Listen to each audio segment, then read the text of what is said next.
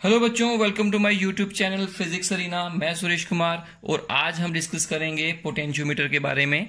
Potentiometer क्या होता है, चलिए इसको समझते हैं। बच्चों, लास्ट कुछ वीडियोस में हमने डिस्कस किया था वोल्ट मीटर के बारे में कि वोल्ट मीटर क्या है और किस तरह से वो पोटेंशियल डिफरेंस मेजर करता है।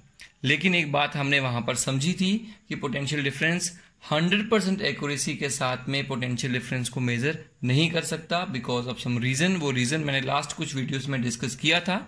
जानने के लिए वो वीडियोस एक बार देख लीजिएगा। और आज हम ये डिस्कस करेंगे जो काम वोल्ट मीटर नहीं कर सकता वो पोटेंशियोमीटर कर सकता है। तो चलिए देखते हैं क्या होता है ये पोटेंशियोमीटर। तो हम कहेंगे पोटेंशियोमीटर एक ऐसा डिवाइस है जो a device which measures the EMF or potential difference accurately। 100% accuracy के साथ ये पोटेंशियल डिफरेंस या EMF को मेजर कर सकता है। इसे हम कहते हैं पोटेंशियोमीटर। पोटेंशियोमीटर को हम ये भी कह सकते हैं it is an ideal volt meter. Ideal volt meter वो वोल्ट मीटर होगा जो 100% एक्यूरेसी के साथ में EMF को मेजर कर सकता है विदाउट एनी एरर। तो चलिए देखते हैं पोटेंशियोमीटर ये काम कैसे कर सकता है। तो सबसे पहले हम पोटेंशियोमीटर की कंस्ट्रक्शन को समझते हैं किस तरह का होता है। आपने पोटेंशियोमीटर बहुत बार देखा होगा लैब के अंदर, अगर आप गए हैं तो चलिए मैं इसकी कंस्ट्रक्शन के साथ आपको इसकी क्लैरिटी पूरी देता हूं। तो बच्चों देखिए, ये एक, जैसे मैंने लास्ट टाइम आपको मीटर ब्रिज के बारे में बताया था लास्ट वीडियो में, उसी तरह का एक प्लैंक ले लीजिए। ये लकड़ी का एक प्लैंक है इस तरह का, और इसके ऊपर यहाँ पे एक छोटी सी स्ट्रिप लगी होती है कॉपर की, और यहाँ पे स्क्रू होता है, और यहाँ से एक वायर को स्ट्रेच किया जाता है, और यहाँ पर भी एक कॉपर की स्ट्रिप लगाई जाती है। इस पॉइंट का नाम रख लीजिए आप ए, दिस पॉइंट इज ए, और यहीं से कंटिन्यूटी में एक और स्ट्रिप वायर को यहाँ से स्ट्रेच करते हैं, जैसे गिटार में होगा वैसे। फिर से कॉपर की वायर स्ट्रिप लगेगी और फिर से वायर को स्ट्रेच करेंगे यहाँ से, और फिर से कॉपर की स्ट्रिप लगेगी और इसको फिर से करेंगे। ये आप 5, 6, 4 बार कर सकते हैं। जो हमारी लैब्स में पोटेंशियोमीटर होगा तो वो उसमें 4 वायर्स इस तरह से लगती हैं। एक वायर की जो लेंथ होती है वो 100 सेंटीमीटर होगी। तो देखिए टोटल लेंथ कितनी हो गई, 400 सेंटीमीटर। तो बच्चों आप जानते हैं 400 सेंटीमीटर की वायर को हम सीधा तो नहीं लगा सकते, इसलिए टर्न करके 1, 2, 3 और 4 इस तरह से लगाया हुआ है। This point is named as A, this is A and this is B. ये चीज आपको लैब के अंदर मिल जाएगी। एक प्लैंक है और प्लैंक के ऊपर इस तरह से 4 वायर्स को स्ट्रेच किया है। ये जो वायर्स होती हैं ये वायर्स या तो कॉन्स्टेंटिन की बनी होंगी जैसे लास्ट टाइम हमने पढ़ा था, या फिर मैग्नन इनकी बनी होगी। दोनों में से एक की हो सकती है। आप जानते हैं इसकी क्वालिटी क्या है, इसका अल्फा स्मॉल होता है और इस पर क्लाइमेटिक कंडीशंस का असर नहीं होता है।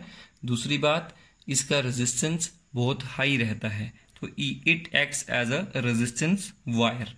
बच्चों ये तो हो गया जो हमें रेडीमेड मार्केट पे मिलेगा। इसके बाद जब आप इसको एक्सपेरिमेंट करेंगे इसका, तो आप इसका पहले एक सर्किट भी जोड़ेंगे। वो सर्किट किस तरह से जोड़ते हैं, देखिए बी पॉइंट से एक वायर को लीजिए, इसके साथ में एक लगा लीजिए की। ये हमने की लगाई। की लगाने के बाद इसके आगे आप एक रियोस्टेट को यहाँ पे लगाइए।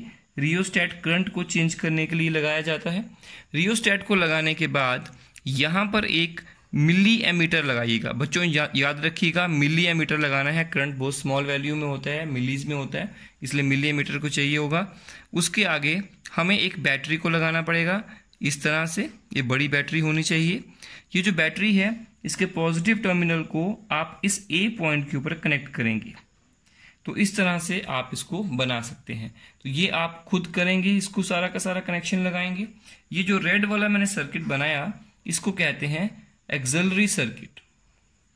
This is called axillary circuit. अब इस सर्किट में करंट फ्लो करेगा, बैटरी के पॉजिटिव करंट निकलेगा और यहां से चलेगा इस तरह से, ये घूमकर यहां से यहां से यहां से और यहां से वापस आएगा। करंट की वैल्यू आप यहां से सेट कर सकते हैं रियोस्टेट के पॉइंटर को मूव करके यहाँ से देख सकते हैं कितना करंट आपको सेट करना है। ये जो बैटरी है इसको कहते हैं ड्राइविंग बैटरी या एक्सिलरी बैटरी। बच्चों इस तरह से इसको कनेक्ट किया जाता है। अब एक्चुअली सिचुएशन क्या है कि आपका जो प्रैक्टिकल है वो दो तरह से पूछा जा सकता है। दो पर्पस को सॉल्व करने के लिए हम इसका यूज करते हैं लैब के अंदर। नंबर 1, सबसे पहले हम देखते हैं to compare the EMF of two primary cells। सबसे पहले हम इसको डिस्कस करेंगे। बच्चों ये बहुत ही इंपॉर्टेंट है, एग्जाम में बहुत बार ये क्वेश्चन डायरेक्टली आता है, CBSE में भी और स्टेट बोर्ड्स में भी बहुत बार पूछा जाता है कि हमारे पास दो प्राइमरी सेल हैं। प्राइमरी सेल वो सेल होते हैं जिनको हम दोबारा रिचार्ज नहीं कर सकते हैं, वो प्राइमरी सेल कहलाते हैं। दो प्राइमरी सेल हैं, दोनों का EMF अलग अलग है, पोटेंशियल डिफरेंस अलग अलग है।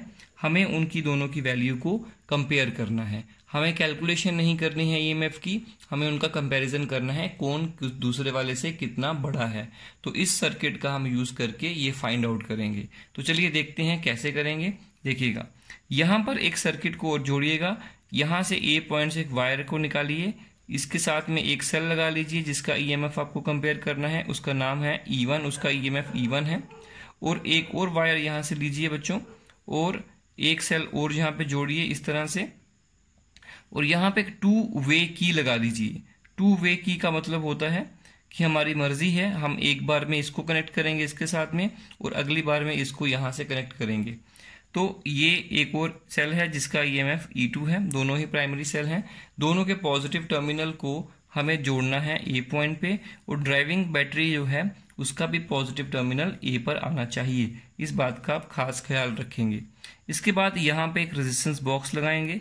रेजिस्टेंस बॉक्स लास्ट वीडियो में मैंने आपको बताया था क्या होता है। उसके बाद एक गैल्वेनोमीटर लगाएंगे G, और उसके आगे एक जॉकी लगाएंगे। बच्चों जॉकी के बारे में लास्ट टाइम मैंने आपको बताया था जॉकी किस तरह की होती है और क्या होती है। तो ये आपका एक सर्किट कंप्लीट हो गया। अगर हमें इन दोनों सेल्स की EMF को कंपेयर करना है तो इस तरह के सर्किट को कनेक्ट करना पड़ेगा। याद रखिएगा ये थ्योरी पार्ट में भी होता है, ये आपको एग्जाम्स में पूछा जाएगा और आपके प्रैक्टिकल्स में भी है, इसलिए दोनों तरह से बहुत इंपॉर्टेंट रहेगा।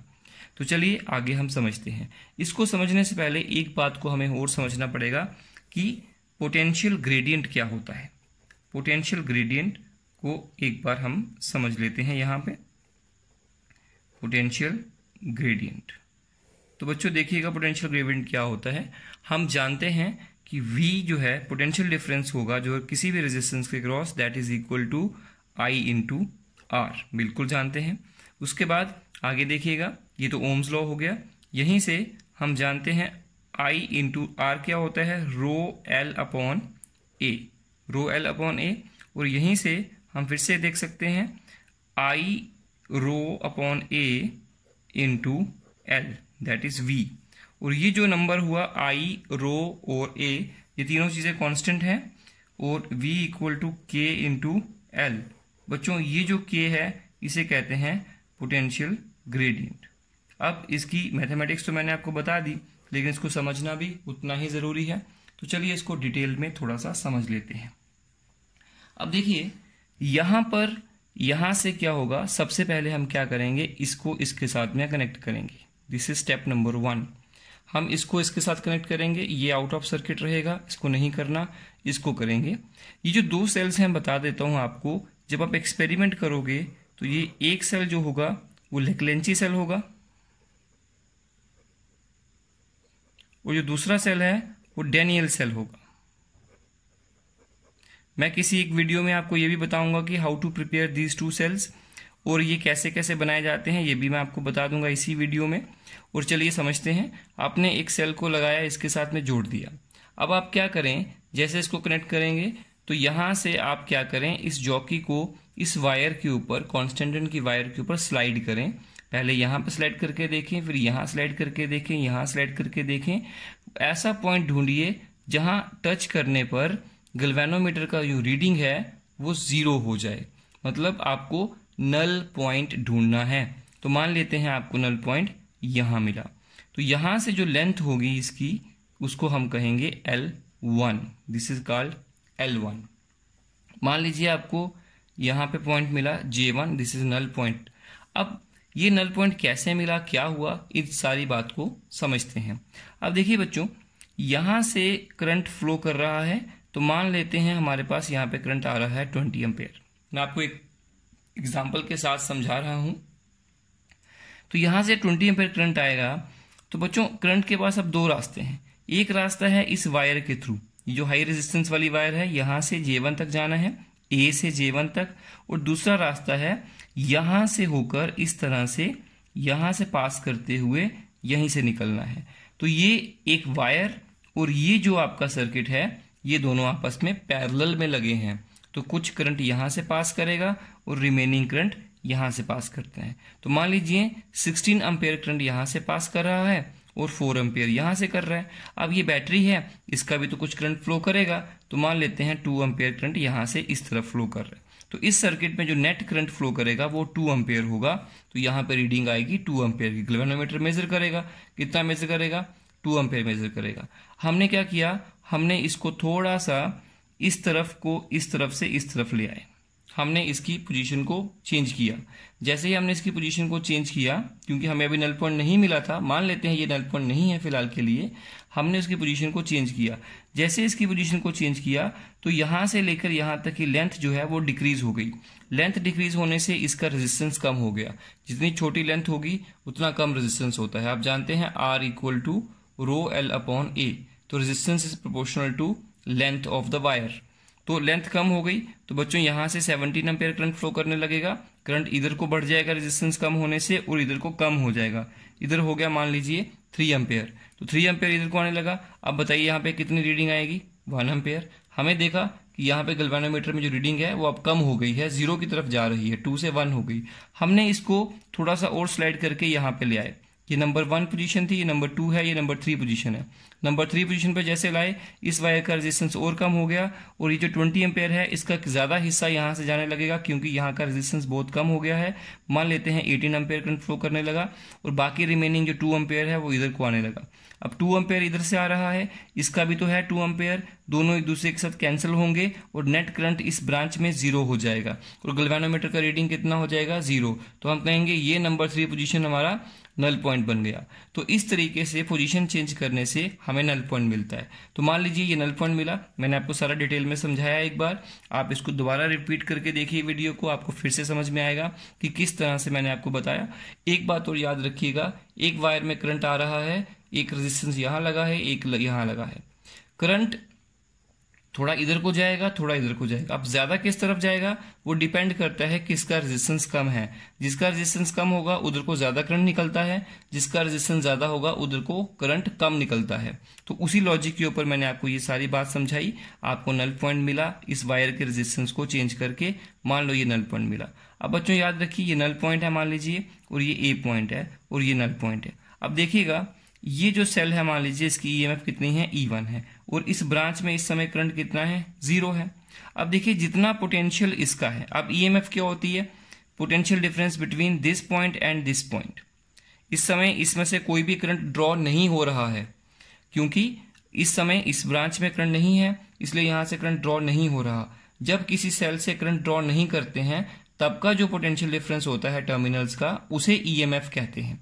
अगर करंट ड्रॉ हो रहा हो तो फिर उसे टर्मिनल पोटेंशियल डिफरेंस कहते हैं। ये भी मैंने लास्ट कुछ वीडियोस में आपको बताया था। अब करंट फ्लो नहीं कर रहा है इस ब्रांच से, इसलिए जो भी पोटेंशियल डिफरेंस होगा उसे हम ईएमएफ कहेंगे। अब देखिएगा यहाँ का जो पोटेंशियल होगा उतना ही यहाँ का होगा, उतना ही यहाँ का होगा। क्यों? क्योंकि एक वायर को हम क्या समझते हैं, इक्वी पोटेंशियल सरफेस समझते हैं कनेक्टिंग वायर को, क्योंकि उसका रेजिस्टेंस हम 0 मानकर चलते हैं। तो यहाँ पोटेंशियल जितना होगा उतना यहाँ, उतना यहाँ, उतना यहाँ और उतना ही ए पे। तो इस पॉजिटिव टर्मिनल का जितना पोटेंशियल है उतना ही ए का पोटेंशियल है। ठीक है, इधर से जितना इसका नेगेटिव टर्मिनल पोटेंशियल है उतना ही यहाँ का, उतना ही यहाँ का। अब यहाँ पे रेजिस्टेंस है लेकिन करंट नहीं है, इसलिए वोल्टेज का ड्रॉप नहीं होगा, क्योंकि करंट ही नहीं है। ड्रॉप होता है I/R। जब करंट ही 0 तो वोल्टेज ड्रॉप मतलब पोटेंशियल डिफरेंस भी 0। इसलिए जितना पोटेंशियल यहाँ, उतना यहाँ, उतना यहाँ, उतना यहाँ, उतना यहाँ और उतना यहाँ। तो J का पोटेंशियल और E1 के नेगेटिव का पोटेंशियल जो होगा वो सेम होगा। इसका मतलब इसका पोटेंशियल डिफरेंस उतना होगा जितना इसका है। तो याद रखिएगा potential difference between A and J equal to E1 होना चाहिए। बिल्कुल सही। अब बताओ potential difference between A and J कितना होगा। देखिए बच्चों, ये पॉइंट है ए। मैं आपको फिर से एक बार डिटेल में समझाता हूँ, बात को ध्यान से समझिएगा, बहुत इंटरेस्टिंग टॉपिक है ये पॉइंट है ए और यहां से ये पॉइंट है जे। करंट यहां से आ रहा है और आगे को जा रहा है। अब देखिए ये एक रेजिस्टेंस वायर है। अब अगर ये जो लेंथ है ये 100 सेंटीमीटर है, मान लीजिए या 10 सेंटीमीटर है, और यहाँ का पोटेंशियल 100 वोल्ट है और यहाँ का पोटेंशियल 60 वोल्ट है। इसका मतलब क्या हुआ कि जैसे जैसे हम आगे जा रहे हैं पोटेंशियल की वैल्यू में क्या हो रहा है, डिक्रीज हो रहा है, मतलब पोटेंशियल ड्रॉप किए जा रहा है। क्योंकि रेजिस्टेंस वायर है, यहाँ पर वर्क करना पड़ेगा चार्ज को चलाने के लिए, इसलिए यहाँ पे पोटेंशियल का ड्रॉप होता जाएगा। तो 10 मीटर जाने पर 40 वोल्ट का ड्रॉप हो रहा है। तो बच्चों 1 सेंटीमीटर जाने पर कितने वोल्ट का ड्रॉप होगा, 4 वोल्ट का ड्रॉप होगा।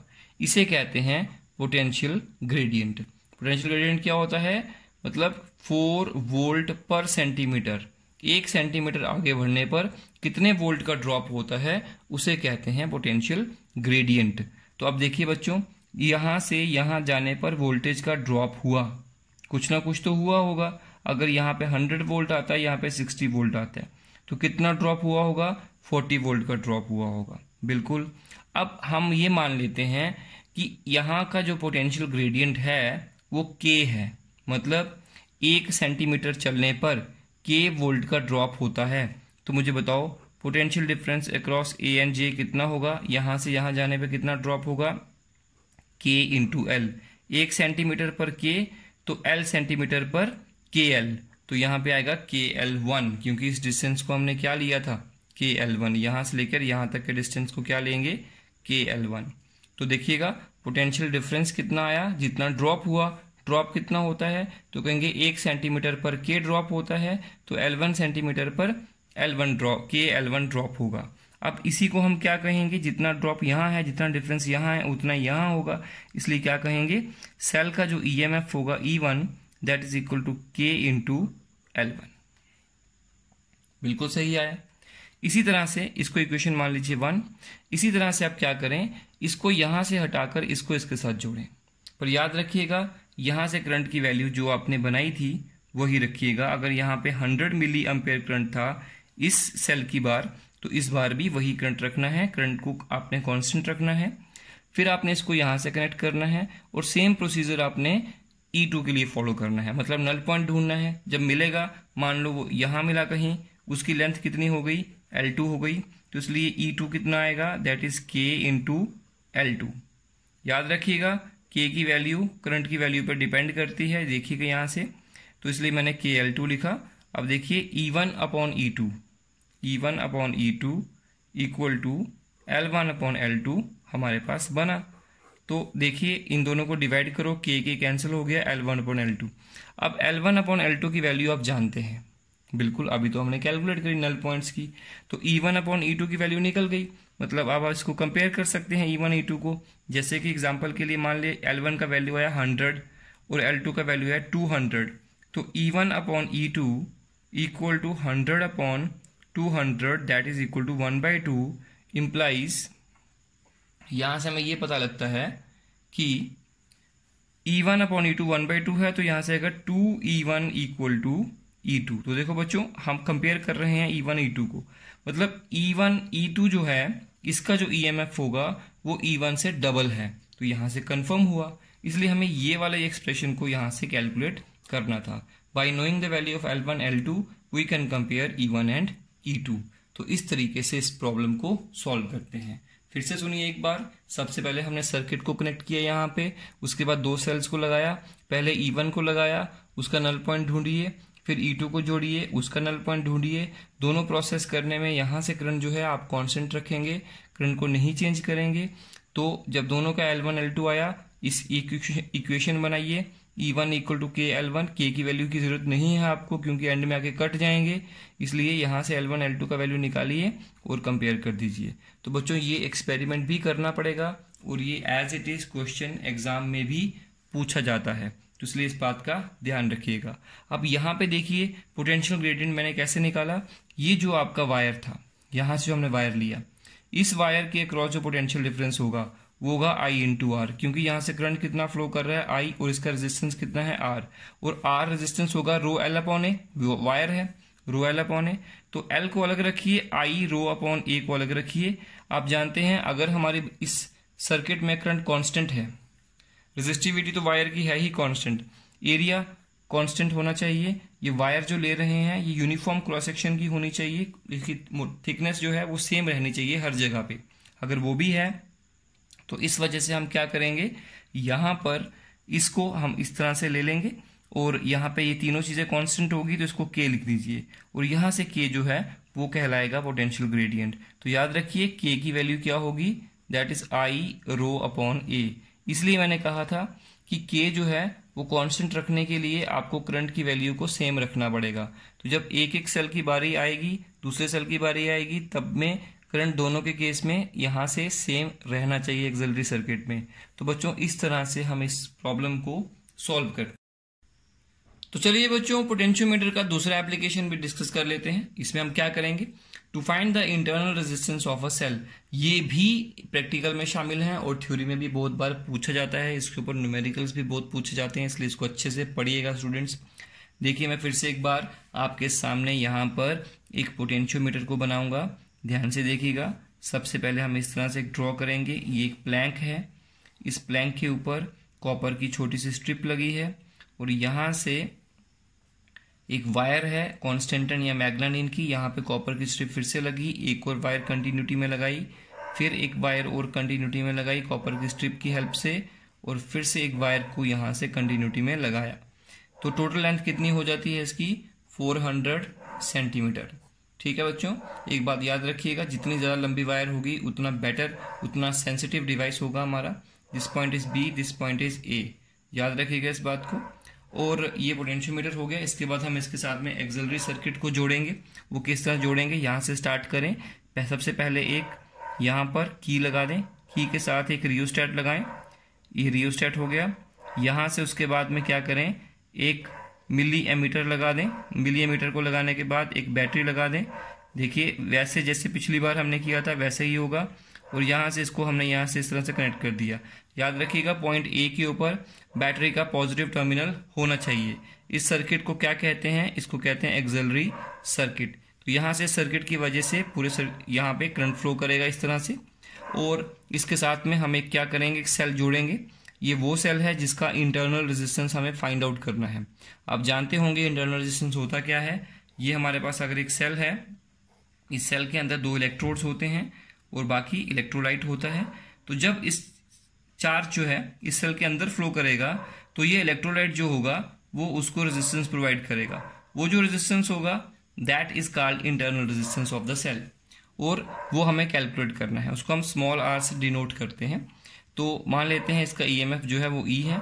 यहीं से एक की लगा के इसके साथ में एक रेजिस्टेंस बॉक्स जोड़ेंगे, और यहीं से एक गैल्वेनोमीटर जोड़ेंगे जी, और यहाँ से एक जॉकी लगाएंगे। जॉकी से हमने इसके ऊपर वायर के ऊपर स्लाइड करना है जॉकी को, और नल पॉइंट ढूंढना है। तो एक चीज और भी हमें करनी है, यहाँ से एक और वायर को कनेक्ट करें यहाँ पे इस तरह के, ये देखिए, और यहाँ पे एक लगा दीजिए की, ये की लगा दी। तो इसका नाम रखो K1, इसका नाम रखा K2, और यहाँ से एक रेजिस्टेंस बॉक्स और लगा दीजिए। रेजिस्टेंस बॉक्स लग गया, और इसका नाम रख लीजिए S, और इसका नाम रख लीजिए R रेजिस्टेंस। और आप जानते हैं अगर मैं इस की को प्लग इन करूं तो इस सर्किट में इस तरह से करंट फ्लो करेगा। तो ये है हमारे पास सर्किट। ध्यान रखिएगा किस तरह से जोड़ा है। एक रूल याद रखिएगा, ए पॉइंट पर इसका भी पॉजिटिव होना चाहिए, इसका भी पॉजिटिव होना चाहिए। सबसे पहले आपने क्या करना है, पहली बात तो कनेक्शन जो लगाते हैं वो टाइट कनेक्शन होने चाहिए, और जो आपकी कनेक्टिंग वायर्स हैं वो कॉपर की होती हैं। इसीलिए उसके एंड्स को जहां से उसको कनेक्ट करना है वहां से उसको सैंड पेपर से अच्छे से क्लीन कर लीजिए, ताकि जो कार्बन उसके ऊपर रहता है वो हट जाए और कनेक्शन जो है वो सही से लगे। ये दूसरी बात ये है कि जैसे आपने कनेक्शन जोड़े, सबसे पहले जॉकी को उठाएं, ए पॉइंट पे टच करें, उसके बाद टच करना है बी पॉइंट पे, और आपने देखना है कि जब ए पे करेंगे तो गैल्वेनोमीटर की डिफ्लेक्शन 100% होगी, लेफ्ट में हो जाएगी मान लीजिए, क्योंकि मैंने बताया था आपको गैल्वेनोमीटर कुछ इस तरह से होता है, 0 पॉइंट यहाँ मैक्सिमम, यहाँ मैक्सिमम, और इधर टच करेंगे तो गैल्वेनोमीटर की डिफ्लेक्शन लेफ्ट साइड आएगी मान लो, या राइट साइड आएगी, और जब बी पे टच करेंगे तो वो अपोजिट साइड में आनी चाहिए। यहाँ और यहाँ टच करने पर डिफ्लेक्शन हमेशा अपोजिट साइड में रहनी चाहिए, तब ये कनेक्शंस आपके सही होंगे। अगर ऐसा नहीं हो रहा तो कनेक्शन में कुछ गड़बड़ी है। दूसरी बात इसमें यह है कि जैसे आपने इसको कनेक्ट किया, आप पहले एक बार क्या करें, इस की को ऑफ रखें, मेक की ऑफ, नंबर फर्स्ट स्टेप पे keep K1 in of state. जब K1 को आपने ऑफ स्टेट में रखा तो इस सर्किट में करंट फ्लो नहीं करेगा। तो आप नल पॉइंट ढूंढें, मान लो आपको नल पॉइंट यहां मिल गया जैसे पहले हुआ था। जब नल पॉइंट होगा उस समय जो पोटेंशियल डिफरेंस यहां बनेगा वही पोटेंशियल डिफरेंस इसके अक्रॉस होगा, और उसको हम इसकी EMF कहेंगे, क्योंकि इस समय कोई भी करंट इस सेल में से ड्रॉ नहीं हो रहा है, तो इसलिए इसका सेल का जो EMF होगा E that is equal to KL1। मान लीजिए लेंथ कितनी आई आपकी, L1 आई, तो जैसे लास्ट टाइम इक्वेशन लिखी थी वैसे इक्वेशन लिख दी। उसके बाद नंबर 2 स्टेप पे क्या करें, इस बार की को ऑन कर दीजिए, कीप K1 ऑन। अब K1 को ऑन करें, जैसे K1 को ऑन करेंगे इस सर्किट में करंट फ्लो करना स्टार्ट हो जाएगा, और वो करंट कहां से आएगा, इस सेल में से आएगा, ऐसे करंट फ्लो कर रहा है। आप फिर से नल पॉइंट ढूंढिए, और नल पॉइंट इस बार कहीं और मिलेगा, जहां पे भी मिलेगा नल पॉइंट के क्रॉस, इस दो पॉइंट्स के क्रॉस जो भी पोटेंशियल होगा, डिफरेंस होगा, वही डिफरेंस यहां आएगा। लेकिन इस बार क्या हो रहा है कि इस सर्किट, इस सेल में से इस सर्किट जो इसके साथ कनेक्ट हुआ है अलग से सर्किट, वो करंट ड्रॉ कर रहा है। तो जब एक सेल से करंट ड्रॉ हो रहा होता है तब जो पोटेंशियल डिफरेंस होगा उसके टर्मिनल्स पर, उसे हम टर्मिनल पोटेंशियल डिफरेंस कहते हैं, तो इसलिए उसको V कहेंगे। तो V कितना आया इस बार, क्योंकि करंट ड्रॉ हो रहा है तो जो पोटेंशियल डिफरेंस होगा उसे V लिखेंगे। जब लास्ट टाइम की को ऑफ किया था तब करंट ड्रॉ नहीं हो रहा था, इसलिए तब के पोटेंशियल डिफरेंस को हम E कहेंगे। तो इस बार हमें नल पॉइंट मिला L2 पे, तो इस बार लिखेंगे KL2। एक बात याद रखिएगा, जब की ऑफ थी और फिर ऑन थी, दोनों केसेस में यहां से जो करंट है उसको आप कांस्टेंट रखेंगे, करंट को बदलने नहीं देंगे। अगर बदलता है तो रियोस्टेट की हेल्प से उसको फिर से उसी वैल्यू पर ले आए। अब देखिए दिस इज इक्वेशन नंबर 2, और इन दोनों को डिवाइड करेंगे तो E/V इक्वल टू L1/L2 हमारे पास बनता है। इसके आगे थोड़ा सा और बढ़ते हैं, इसके आगे कैलकुलेशन में और बढ़ते हैं। देखिएगा, हम जानते हैं, we know internal resistance of a cell is R equal to, क्या होता है फॉर्मूला हम सब जानते हैं, E/V, ये मैंने कुछ वीडियो में बताया था, -1 × R, ये फॉर्मूला मैंने आपको बताया था। दिस इंप्लाइज, यहां से क्या मिलेगा, इंटरनल रेजिस्टेंस इक्वल टू, यहां पे E/V का जो वैल्यू आया वो है L1/L2, और L1/L2 जो है वो हमने यहां से खुद देखा। यहां पे एक याद रखिएगा, मैं बताना भूल गया था, यहां पे एक स्केल लगाई जाती है, 100 सेंटीमीटर लॉन्ग स्केल लगाई जाती है। तो जहां पे भी आपको नल पॉइंट मिलेगा तो आप यहां से यहां तक का जो लेंथ होगा उसको मेजर कर सकते हैं। तो जैसे मेजर करेंगे, L1/L2 आपको पता लग गया एक्सपेरिमेंटली, तो E/V की जगह लिखो L1/L2 -1 × R ये वाला रेजिस्टेंस है, जो रेजिस्टेंस इस सेल में से करंट ड्रॉ कर रहा है। तो बच्चों आप देखिए, एक्सपेरिमेंटली आप क्या करें, L1 और L2 के वैल्यू को कैलकुलेट करें, यहां से देखें और ये इस वैल्यू फॉर्मूला में भरें। ये रेजिस्टेंस जो लगा है इसका वैल्यू तो सामने ही दिख रहा होगा, नोन होगा, वो लिखें, and you will come to know about the internal resistance of this cell. तो ये बहुत ईजी सा मेथड था जिससे आप एक सेल का इंटरनल रेजिस्टेंस कैलकुलेट कर सकते हैं। तो ये बात याद रखिएगा, ये दोनों एप्लीकेशंस जो हमने आज पढ़ी हैं ये बहुत ही इंपॉर्टेंट हैं और एग्जाम्स में बहुत बार पूछी जाती है, और इनके ऊपर न्यूमेरिकल्स भी बहुत बार पूछे जाते हैं।